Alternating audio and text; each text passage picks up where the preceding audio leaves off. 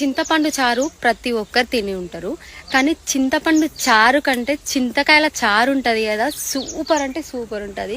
So ఇగో చింతకాయలని మంచిగా పొయ్యిలో మామూలుగా ఉడకబెట్టిన దానికంటే నిప్పులలా కాలవాలి మంచిగా. ఇట్లా ఇందులోకి వెళ్ళి గుజ్జు బయటకు వస్తుంది. సో ఆ విధంగా కాల్చేసి పచ్చిమిరపకాయలను కూడా పొయ్యిలో కాల్చి రెండు మంచిగా అట్లా పిప్పి మొత్తం వచ్చిన దగ్గర పిసికేసి అందులో కొంచెం సాల్ట్ వేసి పోపు వేసుకొని తినాలి.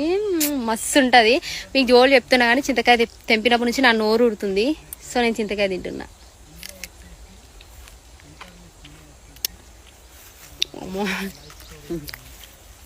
పుల్లగా ఉందన్న. ఒకసారి నేను చెప్పినట్టు చింతకాయల చారు ట్రై చేయండి, మస్తు ఉంటది. మరిన్ని వీడియోస్ కోసం ఛానల్ ని సబ్స్క్రైబ్ చేయండి. లేటెస్ట్ అప్డేట్స్ కోసం వాట్సాప్ ఛానల్ ని ఫాలో అవ్వండి. ఆ లింక్ డిస్క్రిప్షన్ లో ఉంది.